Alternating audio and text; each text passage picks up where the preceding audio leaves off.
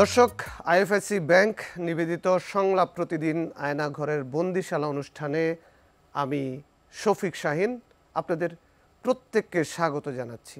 আশা করছি যে যেখানে আছেন ভালো আছেন, নিরাপদে আছেন। আপনারা আমাদের এই অনুষ্ঠানের শিরোনাম দেখে বুঝতে পারছেন যে আমরা এখানে বিগত সরকারের যারা রোষানলের শিকার হয়ে গুমের জীবন যাপন করেছিলেন, গুম হয়েছিলেন, তাদের ভয়ঙ্কর দুঃখ দুর্দশার কথা আমরা শুনি। যারা এখনও গুমের শিকার হয়ে নিখোঁজ হয়ে আছেন তাদের পরিবারের সদস্যদের কথা আমরা শুনি। যারা এই স্বৈরাচার শেখ হাসিনার আমলে গুম খুন নিয়ে কাজ করেছেন, মানবতা বিরোধী অপরাধের বিরুদ্ধে দাঁড়িয়েছেন, সেই মানবাধিকার কর্মীদের কথা আমরা শুনি যারা এই অপরাধের সাথে জড়িত, তাদেরকে কিভাবে আইনের আওতায় নিয়ে আসা যাবে, বিচারের মুখোমুখি করা যাবে সেই উপায় আমরা শুনি। এবং যারা এখনও গুম হয়ে আছেন তাদেরকে কিভাবে ফেরত পাওয়া যায় সে বিষয় নিয়েও আমরা কথা বলি। আজকে আমরা আমাদের এই অনুষ্ঠানে এমন দুজন মানুষকে আমন্ত্রণ জানিয়েছি যারা নিজেদের জীবনের উপর দিয়ে যে দুর্বিষহ যন্ত্রণা ভোগ করেছেন তা আপনাদের সামনে তুলে ধরতে এসেছেন। তাদের একজন জনি ভূঁইয়া। আমি আপনাকে স্বাগত জানাচ্ছি। জনি ভূঁইয়ার রাজনৈতিক পরিচয়, তিনি ছাত্র জীবনে ছাত্র দলের রাজনীতি করতেন। 2015 সালে তিনি গেন্ডারিয়া থানা ছাত্র দলের যুগ্ম আহ্বায়ক ছিলেন। বর্তমানে তিনি যুব দলের রাজনীতির সাথে জড়িত। তাকেও তুলে নেওয়া হয়েছিল এবং 107 দিন তিনি আয়নাঘরে বন্দী ছিলেন। আমরা আরেকজন মানুষকে আমাদের এখানে স্বাগত জানিয়েছি, তার নাম হুমায়ুন কবির। তিনি 11 দিন আয়নাঘরে বন্দী ছিলেন, অকথ্য অমানবিক নির্যাতনের শিকার হয়েছেন। আপনাদের দুজনকে আমরা আমাদের এই স্টুডিওতে স্বাগত জানাচ্ছি আলোচনায় অংশগ্রহণ করার জন্য। প্রথমেই ধন্যবাদ হুমায়ুন কবির, আপনার কাছে আমি যেতে চাই যে কি কারণে, কেন আপনি তখনকার স্বৈরাচার শেখ হাসিনা এবং তার লেলিয়ে দেয়া বাহিনীর রোষানলে পড়েছিলেন, কেন তারা আপনাকে টার্গেট করেছিল? জি, দর্শক সবাইকে সালাম জানাই। আমার পরিচয়, আমি ছাত্রদলের প্রতিষ্ঠাতা সদস্যদের একজন। 2007-08 সাল থেকে আমি ব্লগে লেখালেখি করি। আমি জুলভার্ন নামে একটা আইডি আছে আমার, সেই আইডিতে। এবং 2010 সাল থেকে জুলভার্ন এবং আমার নিজ নাম হুমায়ুন কবির আলাদা আলাদা দুটো আইডিতে ফেসবুকে লেখালেখি করি। এবং এক পর্যায়ে আমরা প্রথম দিকে বিচ্ছিন্নভাবে লেখালেখি করতাম। পরবর্তীতে আমাদের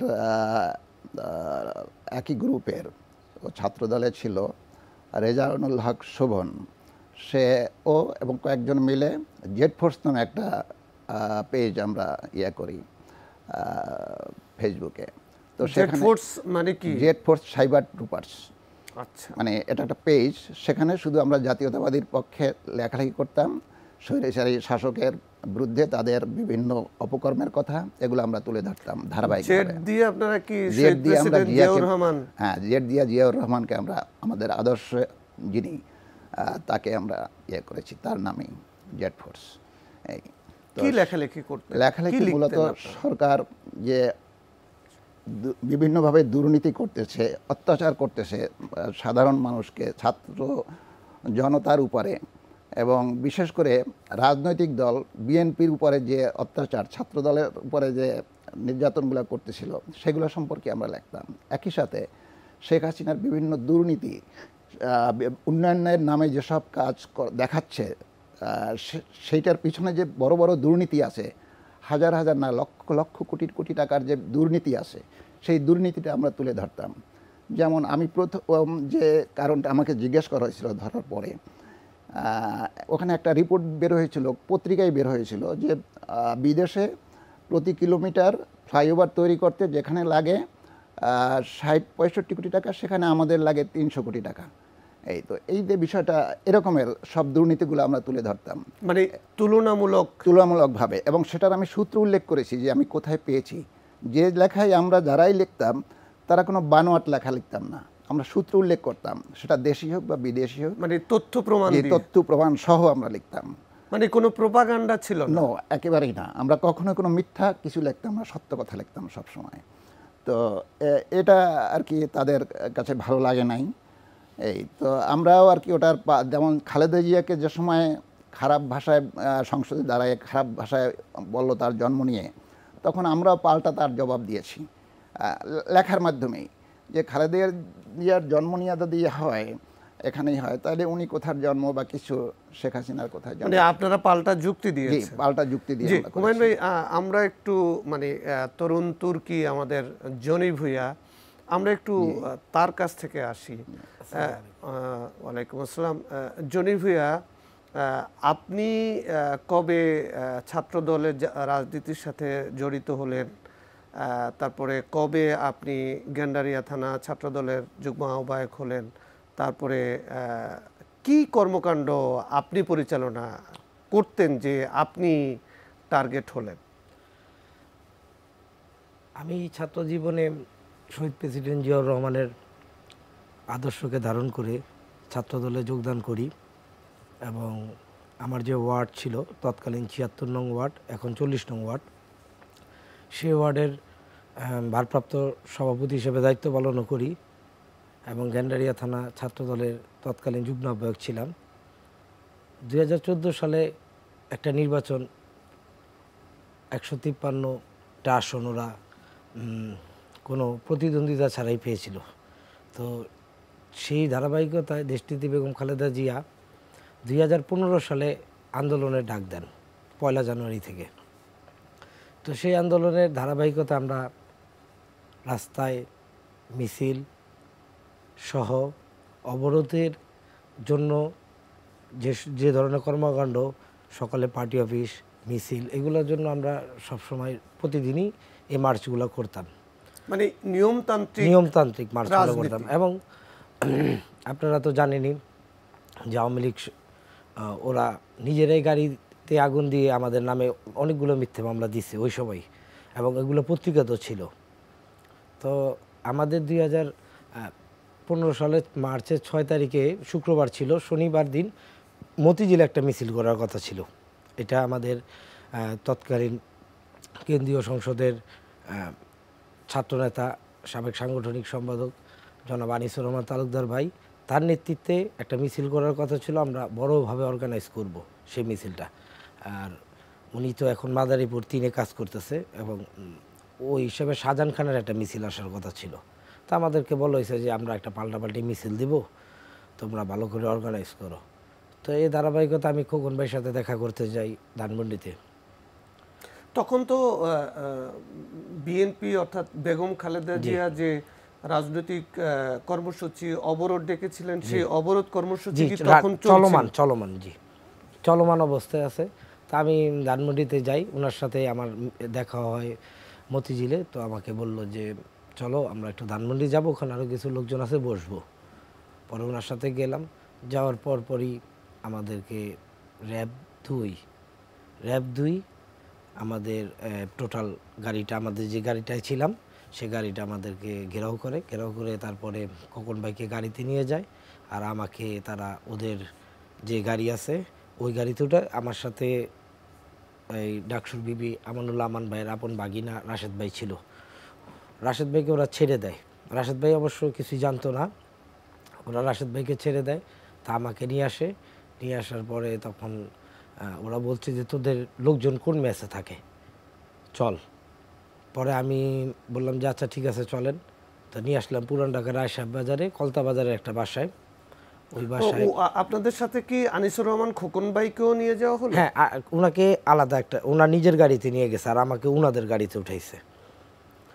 অর্থাৎ আপনি দেখা করতে গেলেন আনিসুর রহমান খোকন ভাইয়ের জি সাথে, জি। আর তাহলে কি আপনাকে ফলো করে না, খোকন ভাইকে? ওরা মোবাইল ট্র্যাক করছিল।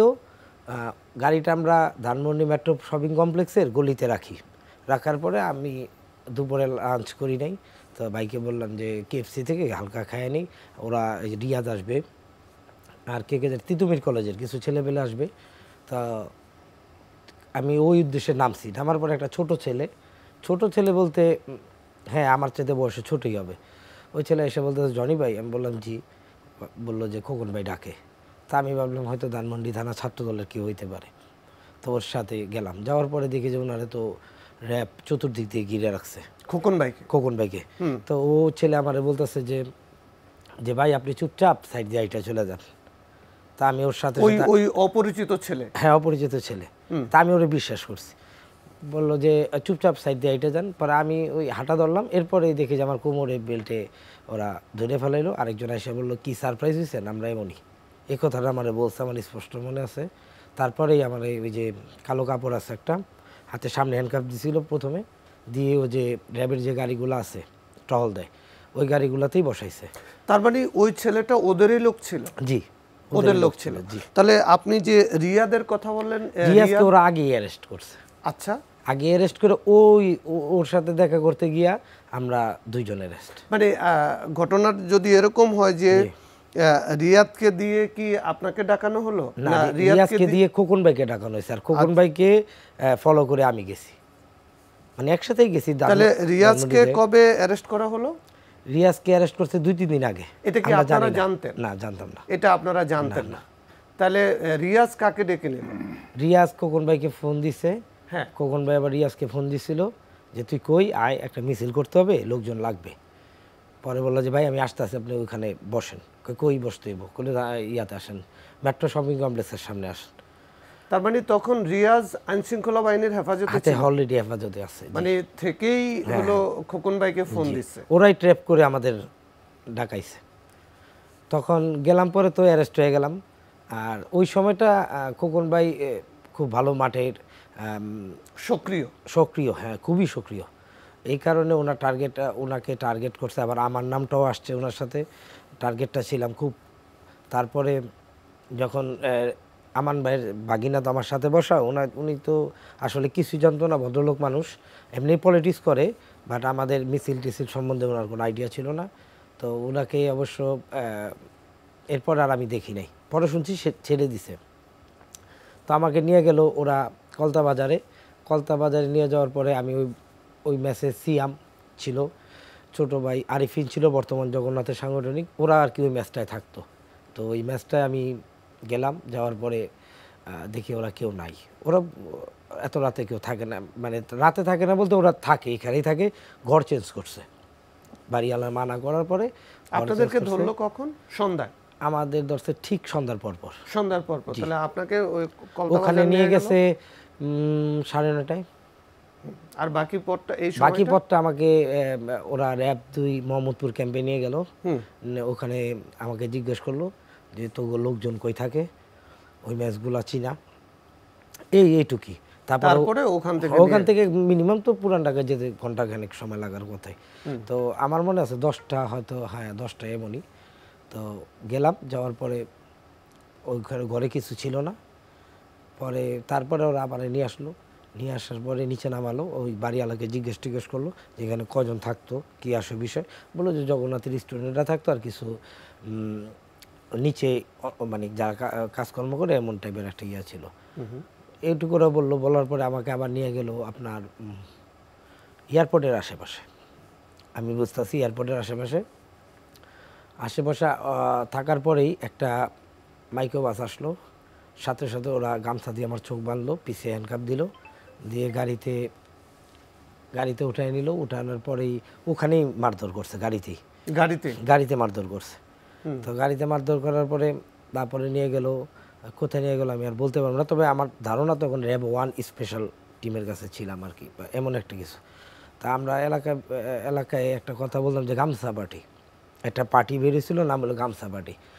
এরাদের কাজই হলো যে আপনার গামছা পরে, চোখে গামছা পরা থাকবে, হাতের নাইলনের সুতা দিয়ে এভাবে বাইদা দিবে, তারপরে ওরা ক্রস ফায়ার দেয়, এই টাইপের আর কি। তো নিয়ে গেল, নিয়ে যাওয়ার পরে ওখানে তো অমানসিক অত্যাচার করলো। জি, আমরা শুনবো আপনার কথা। আপনাকে কবে, কখন, কোথা থেকে আইন শৃঙ্খলা বাহিনী তুলে নিল, কি অবস্থায় ছিলেন আপনি? আমার গ্রামের বাড়ি পিরোজপুর, সেখানে আমাদের একটা পারিবারিক জমি জমা সংক্রান্ত একটা মামলা ছিল আমার। তো ওই মামলার হাজিরার জন্য আমি পিরোজপুর যাব। তো 18 সালের 27 অক্টোবর আমি বাসা থেকে বের হই 3:30 নাগাদ একটা উবার নিয়ে। অর্থাৎ আপনি সন্ধ্যা লঞ্চ ধরবেন? জি, স্টিমার ছিল, ওটার টার্ন স্টিমার ছিল, এমবি টার্ন। তো আমি স্টিমারে যাওয়ার জন্য বাসা থেকে বের হলাম 3:30টায়। তো যে সময় আমি উবারে আছি তখনই আমার কয়েকটা ফোন আসে আননোন নাম্বার থেকে।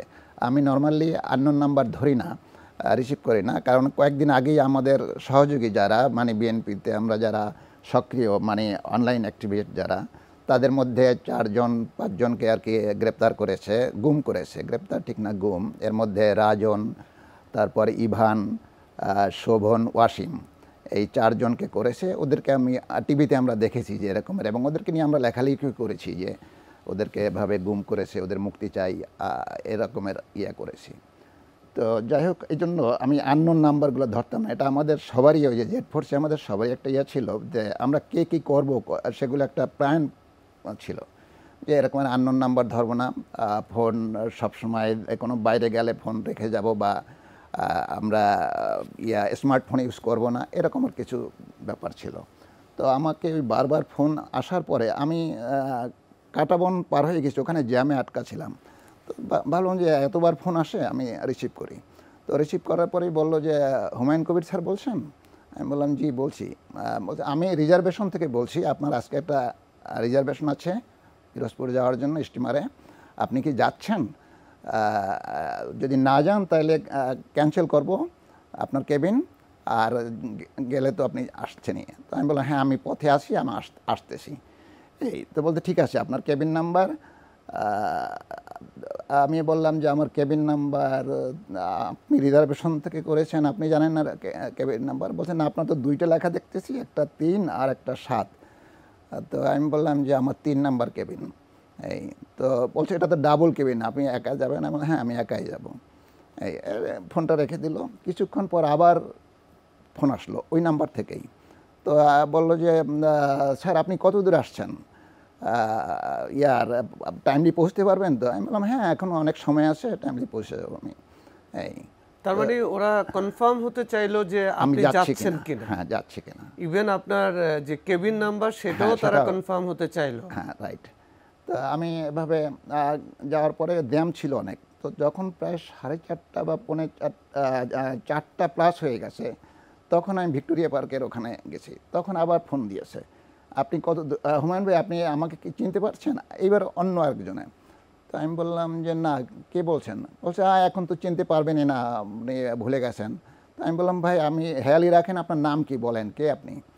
তো বলতেছে আমি রাজীব, চিনতে পারছেন এবারে? আমি বললাম রাজীব? কোন রাজীব? আমি তো চিনতে পারতেছি না। তো বললো যে আপনি তো পিরোজপুর যান, আসবেন কবে? তো আমি বললাম যে আপনি নাম পরিচয় না বলা পর্যন্ত আপনাকে আমি এসব বলতে যাব কেন? আমি বললাম ঠিক আছে, বলার দরকার নাই, এই বলে ফোনটা কেটে দিল তারাই। তো যাই হোক, আমি ঠিক 4:30 নাগাদ আর কি স্টিমারে উঠে আমি কেবিনে আমার লাগেজ ট্রলি ছিল সেটা রেখে ফ্রেশ হচ্ছি আর কি জাস্ট। তখন এক ভদ্রলোক আসলো, বয়স্ক, আমার চেয়েও বয়স্ক, লম্বা চড়া। উনি এসে বললেন যে আমি ইয়াতে যাব, পিরোজপুরে যাব, হুলারহাট না, হুলারহাটের পরে স্টেশনটা কি জানি নাম ভুলে গেছি, ওইখানে আমি নামবো। আমি মোর্শেদ আলী খান আমার নাম, মোর্শেদ আলী খান, আমি বিবিসির সাংবাদিক। তো আপনার ডাবল কেবিন, আমি কেবিন পাই না, তো আপনার কেবিনে কি আমি যেতে পারি? তো ভদ্রলোক আমার খুব ভালো লাগলো।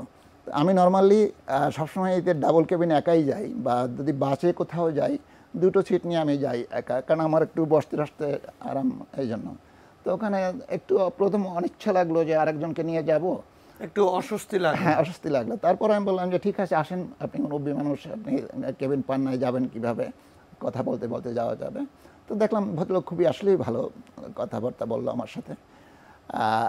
এর মধ্যেই মাগরিবের আজান হয়ে গেছে, সরি আসরের আজান হয়েছে, আমি আসরের আগেই হয়েছে, আমি আসরের নামাজ পড়লাম ওখানে গিয়ে। কিছুক্ষণ কথা ওনার সাথে বলতে বলতে মাগরিবের নামাজ, তো এই যে এই সিজন তো ডিফারেন্সটা আধা ঘন্টাও হয় না, এর মধ্যে আবার নামাজের টাইম হয়ে গেল। আমি ওনাকে বললাম যে মুর্শিদ আলী খান সাহেবকে যে আপনি কি নামাজ পড়বেন, এখানে জামাত হবে। তো বললো যে না আমি পড়বো না, আপনি পড়েন। তো আমি ওখানে জামাতে নামাজ পড়লাম, ওই যে আমরা যাত্রী যারা তারাই সবাই। তো নামাজ পড়ে সেলুনে যাই বসলাম নামাজের শেষে। আমি দুটো কফি নিয়ে গেলাম 2 হাতে, একটা ওনার জন্য মোর্শেদ আলী খান সাহেবের জন্য আর একটা আমার জন্য। আর আমাদের পাশে আমরা সেলুনে বসলাম, সামনে যে বসার জায়গা, ওখানে 6 জন বিদেশি ছিলেন। ওনাদের সাথে আমরা আলাপ করলাম যে স্প্যানিশ ওনারা সুন্দরবন দেখতে যাচ্ছেন। তো এই আমরা আর কি এইসব কথাবার্তা বলতেছি, এবং ওই স্টিমারটা কত সালে তৈরি এবং বাংলাদেশে ধরুন কটা স্টিমার আছে এগুলো আমি বললাম ওদেরকে যে এটা নেদারল্যান্ডের তৈরি ইত্যাদি ইত্যাদি এসব। তো চা জাস্ট কফি খাচ্ছি, এই মুহূর্তে এক ভদ্রলোক আসলো, বেশ স্মার্ট, বলল যে হুমায়ুন কবির। তো আমি তাকাইলাম, তো বলে হুমায়ুন কবির জুলভান। যেই জুলভান বলছে তখনই আমি একটা আমার মধ্যে শিহরণ জাগছে যে নিশ্চয়ই জুলভান তো আর আমার নাম না, এটা আমার ছদ্মনামে আমি লিখি। এই ওঠেন। তো আমি বললাম যে আপনারা কে? বলছে ওঠেন। মানে উনি এবার একদম খুব কর্কশ, খুবই অ্যাগ্রেসিভ। হ্যাঁ। তো বলার পরে আমি দাঁড়াইলাম, দাঁড়াইছি পরে সাথে সাথে আরও 4 জন লোক, তারা একদম এসে আমাকে এমনভাবে ঘিরে দাঁড়াইছে যে আমি কোনো দিকে নড়তে পারছি না, একদম এই ধাক্কায় আমাকে রেলিংয়ের পাশে নিয়ে গেছে। নিয়ে 2 জনে পিস্তল বের করে এখানে ধরলো, আমার 2 জন 2 পাশে, আর একজনে আমার প্যান্টের বেল্ট ধরলো পিছনে এবং বললো যে ডোন্ট শাউটিং, একদম খুব করে বলছে, একদম গুলি করে দেবো করলেই। তো আমাদের সাথে চল, এখন তুই বলতেছে। তো যে ভদ্রলোক আমাকে লিড করতেছে ওখানে, যিনি প্রথম আমার নাম ধরেছে, তার চেহারাটা আমার কাছে ভাসতেছে, কিন্তু আমি চিনতে পারছি না যে কে এই লোকটা। এই চিনি মনে হয়। তো এনিওয়ে, তো আমাকে ওইভাবে নিয়ে যাচ্ছে। তখন ওই যে মোর্শেদ আলী খান সাহেব, উনি বলছেন আপনারা কারা, ওনারাকে কেন নিয়ে যাচ্ছেন এভাবে? তো বলছে আমরা গোয়েন্দা বিভাগের লোক। এই বলার পরে উনি আর কোনো কথা বলেন নাই। তো আমি তখন চিৎকার করতেছি যে আমাকে ভাই তুলে নিয়ে যাচ্ছে, ওই বিদেশিদেরকে করে দিয়ে দেখে আমি অমুক, আমি হুমায়ুন কবির, আমাকে তুলে নিয়ে দেওয়া হচ্ছে জোর করে। এই ওরা আমাকে ধাক্কা ধাক্কা নিচ্ছে, আর আমি বললাম আমার লাগেজ ট্রলি আছে কেবিনে। বলছে ওগুলো কোনো সমস্যা হবে না। এই বলে 3-4 মিনিটের মধ্যে দোতলা থেকে আমাকে নামাইয়া ওই যে সদরঘাটের পার্কিং সেখানে নিয়ে আসলো। তখন তো সন্ধ্যা পার হয়ে গেছে, মাগরিবের পরে অনেক লাইট। একটা মাইক্রোবাস ছিল, সেটা সাদা অথবা সিলভার কালার, ঠিক বোঝা যাচ্ছে না আলোর জন্য। ওটা খোলা, দরজা খোলা। আমাকে একদম সাথে সাথে ওখানে ঢুকাইলো। ঢুকে পিছনের সিটে 3 জন বসা ছিল, আর 3 জন বসেছে। মাঝখানের সিটে আমার এক পাশে একজন, তার মাঝখানে আমি, আর একজন পাশে। আমাকে ঢুকে আমার চশমাটা খুলে নিল, আমি রিডিং গ্লাস পরি আর কি। তো নিয়ে আমার প্রথম চোখ বাঁধলো। আমি দেখছি গামছা, ওই যে অনেকগুলো ইয়েতে গামছা ঝুলানো এবং ভেজা গামছা। ওই আমার সামনেই একটা সিটের সামনে থাকে, কি বলে এটা, একটা পাইপ থাকে, ওইটার উপরে গামছাগুলো ছিল। ড্রাইভারের পিছনে? হ্যাঁ, ড্রাইভারের পিছনে, কিন্তু আমার সিটের সামনে। জি। তো সেই গামছা দিয়ে আমার চোখ বাঁধলো এবং 2 হাত পিছনে নিয়ে হ্যান্ডকাপ লাগাই দিল এইভাবে, এবং বললো যে কোনো কথা বলবে না। আমি এইভাবে গাড়িটা আস্তে আস্তে চলতে শুরু করলো। কে কোথায় বসছে সেটা আমি খেয়াল করি নাই, তবে ওই যে লোক যে লিড করছে উনি বসছেন ড্রাইভারের পাশে। জনি ভূঁইয়া, আপনাকে এয়ারপোর্ট এলাকায় গাড়িতে তোলা হলো, গামছা বাঁধা হলো, তারপর আপনার সাথে কি আচরণ করা হলো, কোথায় নিয়ে যাওয়া হলো আপনাকে? তারপর সম্ভবত র্যাব 1-এর স্পেশাল টিম হবে এটা, তো আমি 100% শিওর না, তারপরে এটা আমার ধারণা। ওরা ওখানে নিয়ে যাওয়ার পরে চোখ তো গামছা দিয়ে বাঁধা, পিছে হ্যান্ডকাপ, আর এমনভাবে বাঁধছে যে নাক টাক কেটে গেছে, আর হ্যান্ডকাপও খুব টাইট করে বাঁধে। ওরা দেখার মতো কোনো স্কোপ ওরা রাখে না। ওখানে নিয়ে গিয়ে আমাকে তেমন কোনো জিজ্ঞাসাবাদ করেনি, বাট শুধু গায়ে হাত দিছে। তা আমি এটা জিজ্ঞেস করছিলাম যে কেন মারছেন আমাকে, কেন কোনো উত্তর নাই, এই আর কি। তারপরে কিছুক্ষণ পরে এভাবে রাত্র চলে গেল। প্রথম রাত্র, সে রাত্র অবশ্য খোকন ভাইকেও জিজ্ঞাসাবাদ করা হয়েছিল, আমরা হয়তো পাশাপাশি ছিলাম। আনিসুর রহমান খোকন, হ্যাঁ হ্যাঁ হ্যাঁ, আপনি কি টের পাচ্ছিলেন যে দুইজন পাশাপাশি আছে? আমার মনে হয়, আমি শিওর যে উনি আমার সাথে, ওনাকে খুব টর্চার নির্যাতন করছে, আমাকেও করছে, বাট ওনাকে বেশি করতেছে। তো বুঝলাম আর কি, যেহেতু খোকন আওয়াজ করতেছে, তো তখন বুঝলাম।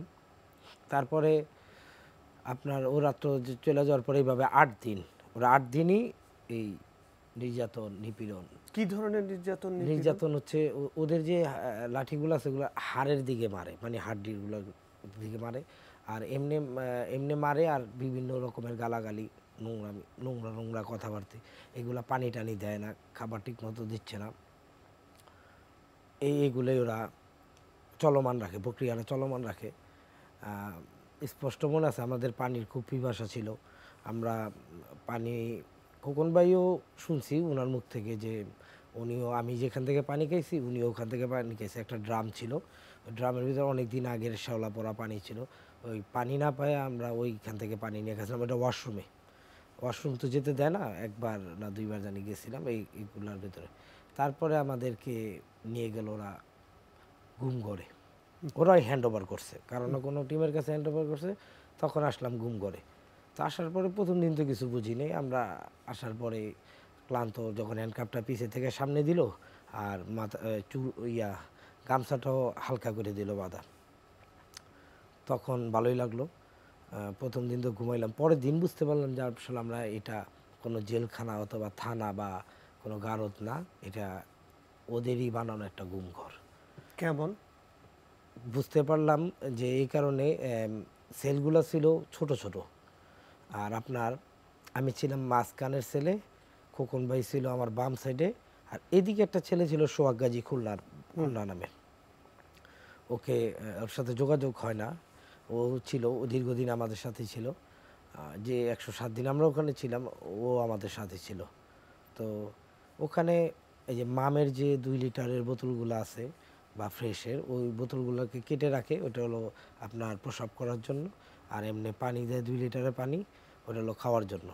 আর সাধারণত এমনি চোখ বাঁধাই থাকে, সেলের ভিতরেই চোখ বাঁধাই থাকে, হাতে সামনে হ্যান্ডকাপ থাকে, তো হ্যান্ডকাপগুলো ওরা লুজ করে দেয় যাতে আমরা একটু সুবিধা নিতে পারি, এটা ওদেরই একটা ট্রিক্স। তো এইভাবে আর কি আপনার দিন যায়। আমরা তো ওই যে খাবারের যে হাড় আছে, মুরগির যে হাড় খাবার দিত, ওই খাবারের হাড় থেকে একটা হাড় রাখছিলাম, এটা দাগ কেটে রাখতাম। কত দিন যায় যেতেই আছে। একটা সময় আমরা হতাশ হয়ে গেছিলাম, যখন মাস 2 চলে গেল, 2 মাসের মতো চলে গেল, তখন তো আপনার আমরা এখানে চিৎকারও করতে পারি না, চিৎকার করলে পিটাবে। তারপরে ওদেরকে বলতেও পারি না, ওদের বলাও নিষেধ, মানে এমন একটা পরিস্থিতি, কথাও বলা যায় না। কথাও বলার কোনো সিস্টেমই নেই।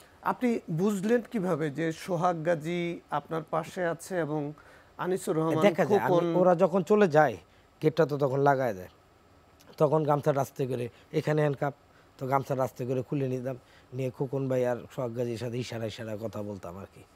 ঠিক আছে, ইশারায় মানে আওয়াজ করা, একবার আওয়াজ করলেই ঝামেলা। আর একটা আপনার ওই কর্নার দিয়ে 2টা বাথরুম ছিল, কিন্তু বাথরুমগুলো আমরা সাধারণত ওই যে ওরা একটা টাইমে আসতো, তখন ওই লাঠি ধরাই দিত, আমরা আস্তে আস্তে লাঠি দিয়ে গিয়ে ওই বাথরুমে গিয়ে আপনার এই ফ্রেশ হয়ে নিতাম। এটা সম্ভবত আপনার করার জন্য। এই 2টা, আর এইভাবে 3টা রুম ছিল এই সাইডে, আর এই সাইডে 3টা রুম ছিল। তো আমার রুমে আপনার এই যে কিছু লোকের নাম আমি পাইছিলাম, তারা লিখে গেছে, আমিও লিখে আসছি। আমি জনি গ্যান্ডারিয়া লিখছিলাম, কিছু লোক ছিল যেমন সোহেল গ্যান্ডারিয়া ছিল, আরও কিছু মনে নাই, দীর্ঘদিন হয়ে গেছে। তারপরে এভাবে দিনের পর দিন যাওয়ার পরে একটা সময় আইসা হঠাৎ করে ওরা বলল যে, তখন আমাদের দাড়ি টাড়ি বড় হয়ে গেছে, খাই আন্ডার শেপ কর, মানে শেপ টেপ কর।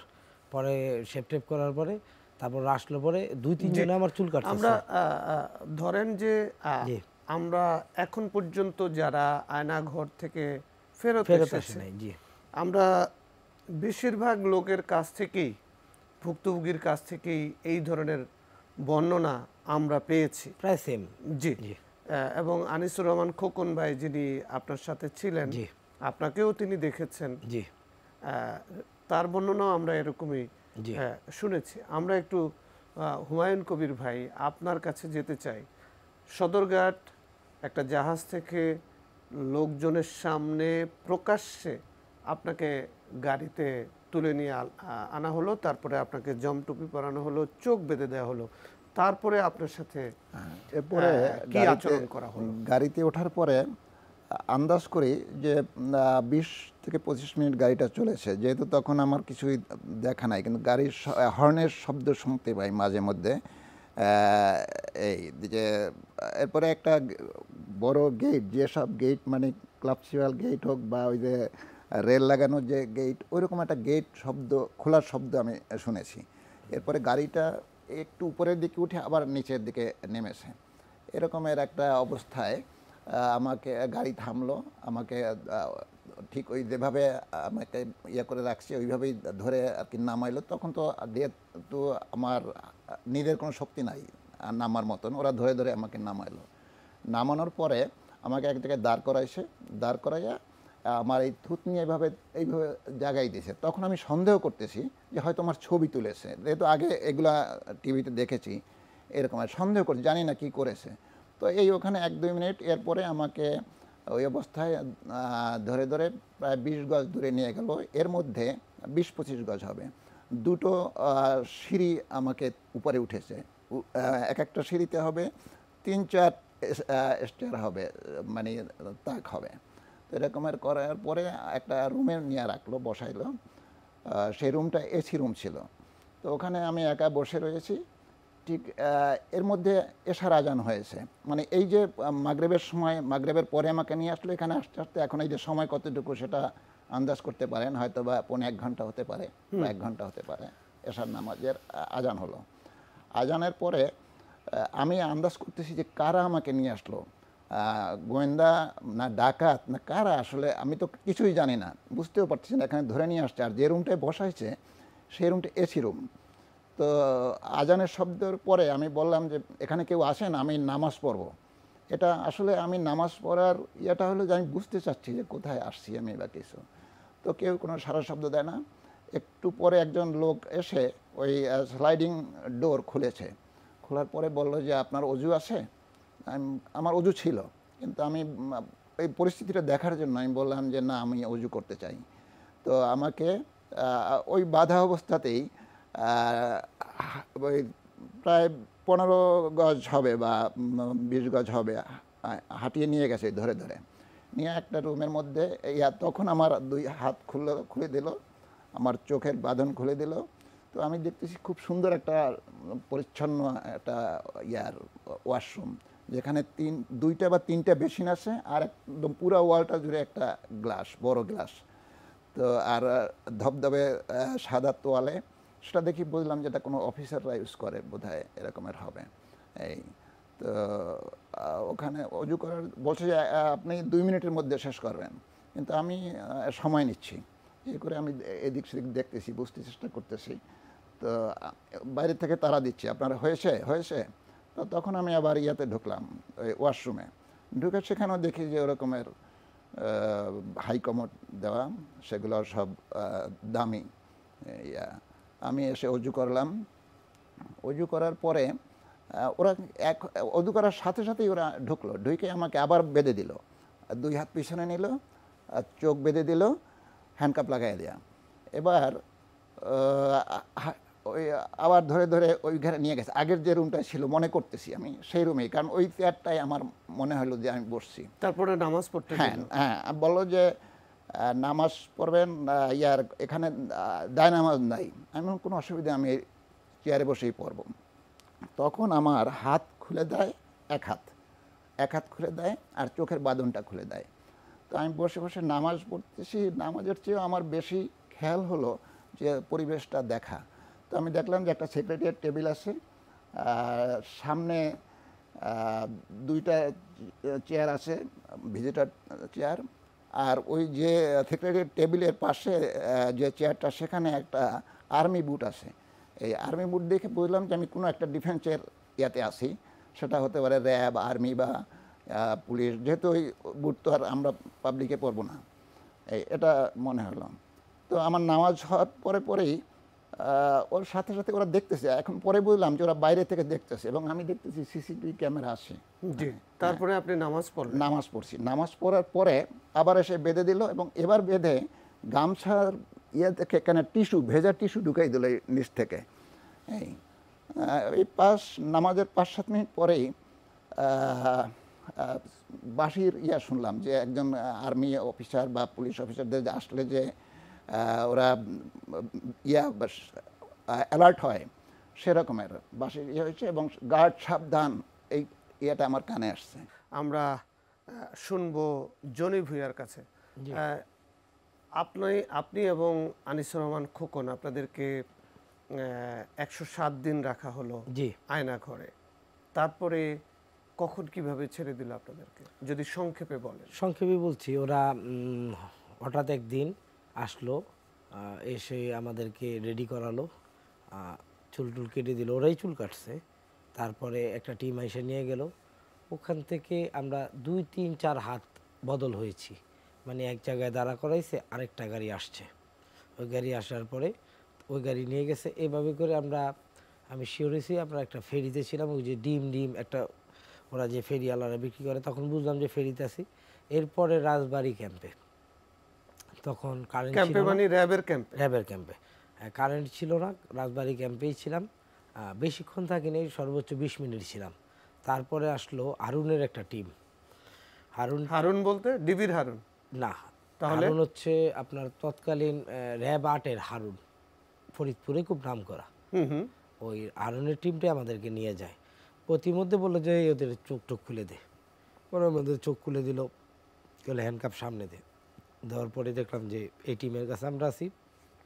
নিচে নামালো, আগে থেকে ওরা 2-3টা বস্তা রেডি করে রাখছে, আমাদের রাস্তায় বসায়া ওইখানে কতগুলো ছবি তুললো। এরপর নিয়ে গেল কানাইপুরের একটা রেস্টুরেন্টে, ফুড ভিলেজ মেবি। ওখানে নিয়ে যাওয়ার পরে ওখানে অনেকগুলো ছবি টবি তুললো, মিথ্যা সাক্ষী নিয়ে আসলো, কিছু লোক মিথ্যা সাক্ষী দিল।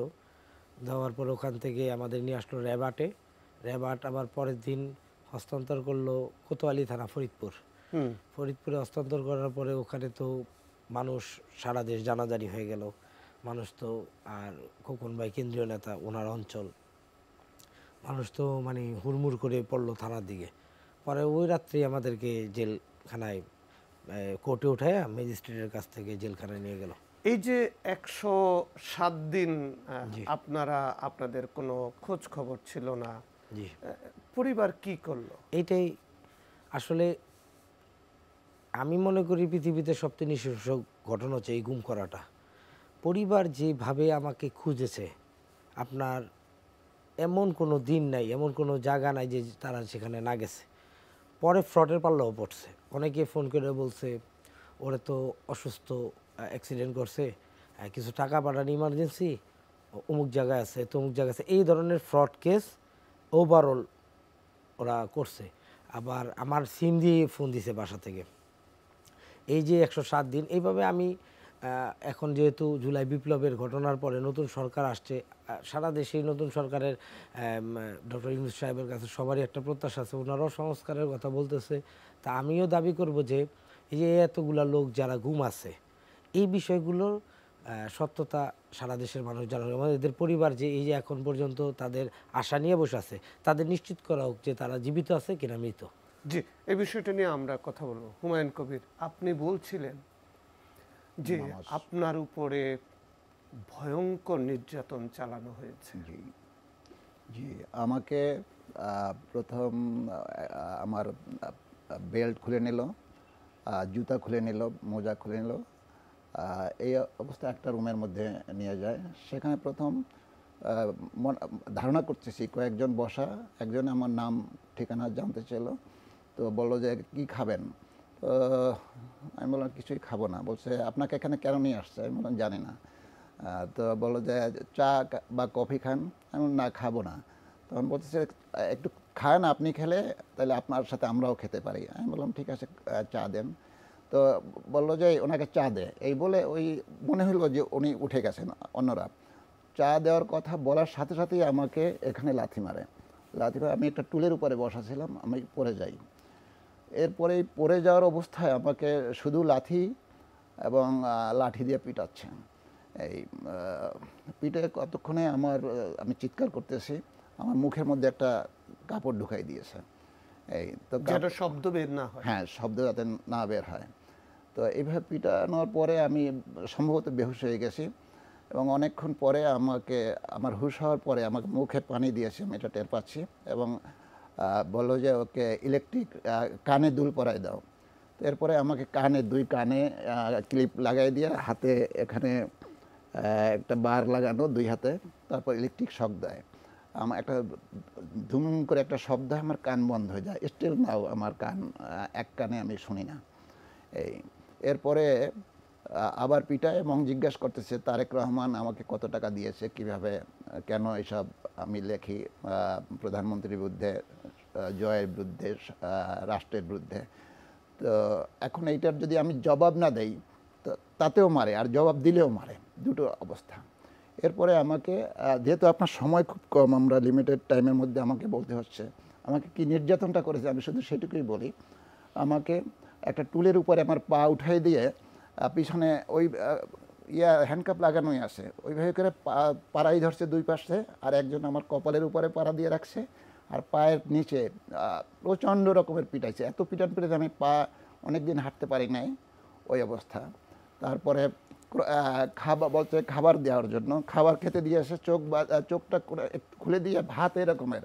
তো আমি বললাম আমি খেতে পারবো না, আমার হাত ভেঙে দিয়েছে, এগুলো আর কি বুট দিয়ে পাড়াইয়া ভেঙে দিয়েছে, আমি ধরতে পারি না, ফুলে গেছে, আমার ঠোঁট ফুলে গেছে, নাক দিয়ে রক্ত পড়তেছে। তো ওই অবস্থায় বলে খা না হয় আবার মারবো। তো আমি ঠিক ওই কুকুর যেভাবে খায় ওইভাবে আমি এই দিয়ে প্লেটে খাচ্ছি, আমার চোখটা তখন একটু খুলে দিয়েছে। এই সময় আমি দেখলাম একজনকে, যিনি আমাকে ধরে নিয়ে আসছিলেন, ওই যে লিড করেছেন যিনি, তাকে আমি দেখেছি, কিন্তু এদিক ওদিক তাকাতেও দিচ্ছে না। এই অবস্থায় আবার আমাকে পিটালো এবং বলল যে অনেক আজে বাজে কথা বলে, যে আমার স্ত্রী সন্তানদেরকে নিয়ে আসবে, তাদেরকে বেইজ্জতি করা হবে এখানে, এরকমের। এইভাবে প্রতিদিন একদিন পর প্রতিদিনই মারে, কিন্তু মারার দিন আর রাত আমি কোনোদিনই টের পাই নাই, কখনোই টের পাই নাই।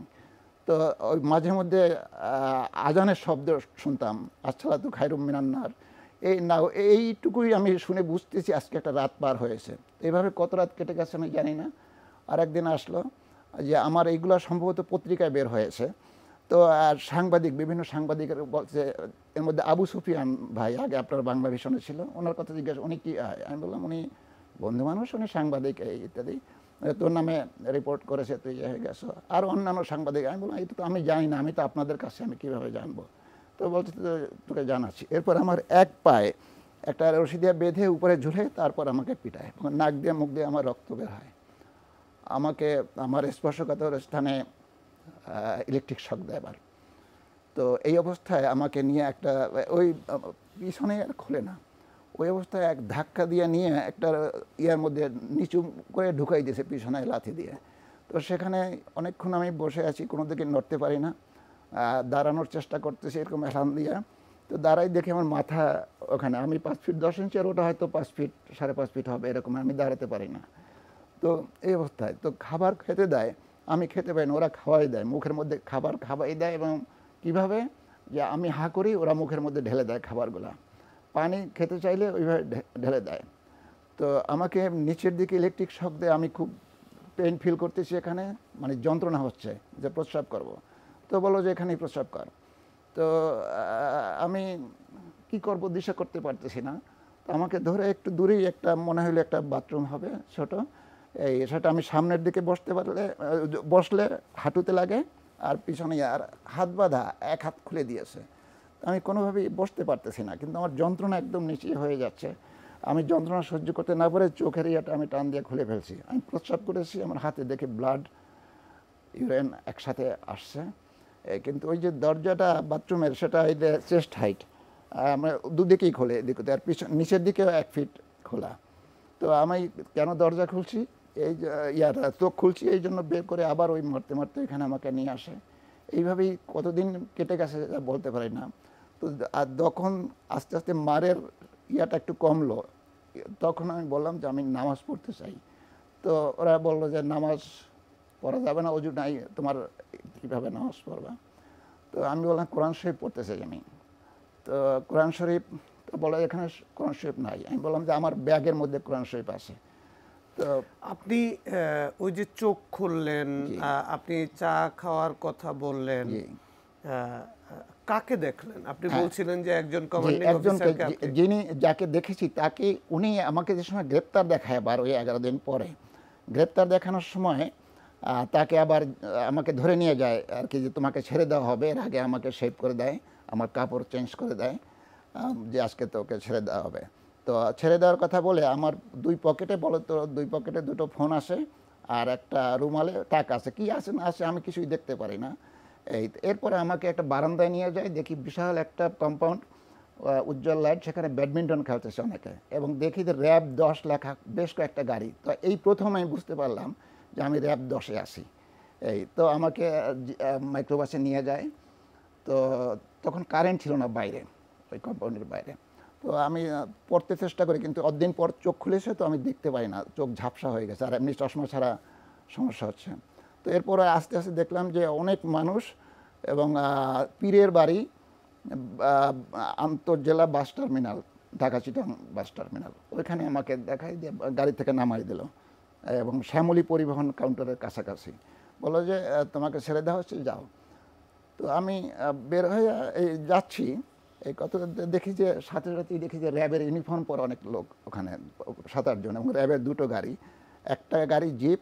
সেই জিপে ওই যে নিয়ে আমাকে প্রথম ধরেছিল, যাকে আমি একাধিকবার দেখেছি, ওই লোক বসা আছে, আর সিপাহীরা সবাই দাঁড়িয়ে আছে, আর সুবেদার র্যাঙ্কের এরা। তো আমি একটু ভাবলাম যে এই লোকের মধ্যে আমি হারাই যাব, বা একটু দ্রুত চলে যাব। হ্যাঁ, কিন্তু দ্রুত হাঁটতে পারি না, আমার পা তো ভাঙা। তো এই অবস্থায় যেই একটু জোরে দাওয়া দিছি, এটা একটা মানসিক জোরে যে যাচ্ছি, অমনি আমাকে 3-4-5 জন র্যাব এসে একদম জাপটাই ধরে। ওখানে খালি মানুষ, আমি তো দৌড়াচ্ছি না, আমাকে হাতে ধরলেও যেতে পারবো না, আমি আমার কোমরের প্যান্টের ধরলে আমি যেতে পারবো না, কিন্তু ওরা আমাকে জাপটাই ধরে এখানে ফেলাই দেয়। ফেলাই দিয়ে বললো যে এই যে ধরছি এই সন্ত্রাসী, রাষ্ট্রের মধ্যে লেখালেখি করে, এই ফোন বের করে এই যে দেখেন লেখা, মানে একদম রেডিমেড। তার মানে এই যে 11 দিন পরে আবার আপনাকে নিয়ে আরেকটা নাটক মঞ্চস্থ হলো। হ্যাঁ, এখন ওইখানে ইয়াতে শ্যামলী পরিবহন কাউন্টারে ঢুকাইলো, ওখানে কয়েকজন আর 4-5 জন সাক্ষী, হয়তো আগেই তাদের রেডি ছিল, যে এই তোমাদের নাম লেখো, এই পাওয়া গেছে এর কাছে, একে গ্রেপ্তার করলাম। এই গ্রেপ্তার দেখাই আমাকে একটা জিপে উঠাইলো। এবার জিপে ওদের র্যাব 10 লেখা জিপে উঠাইয়া, ওই জিপের খুঁটি আছে, ওর সাথে আমাকে হ্যান্ডকাপ দিয়া আর কি করে দিল। আমার আরও একজন গাড়িতে দেখতেছি। তো এইভাবে আবার র্যাবে নিয়ে গেল, র্যাব 10-এ নেওয়ার পরে আমাকে একটা রুমের মধ্যে নিয়ে যেতে, সেইখানে দেখি ইয়াতে লেখা নেম প্লেটে মহিউদ্দিন ফারুকি, অতিরিক্ত police super, company commander, RAB 10 এই।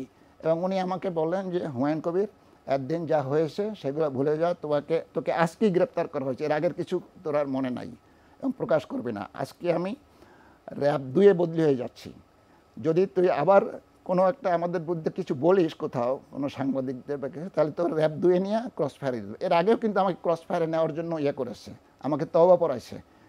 এরপরে কেন নেয় হয়তো ওই যে লেখালেখি আমার হওয়ার পরে আপনি দেখেছেন অনেক পত্রিকায় আমার। সেই মহিউদ্দিন ফারুকি এখন আইনের মুখোমুখি। জি, এবং আমি তার বিরুদ্ধে মামলা করেছি আন্তর্জাতিক গুম কমিশনে, ওখানে আমি অ্যাপ্লাই করে অভিযোগ দিয়েছি।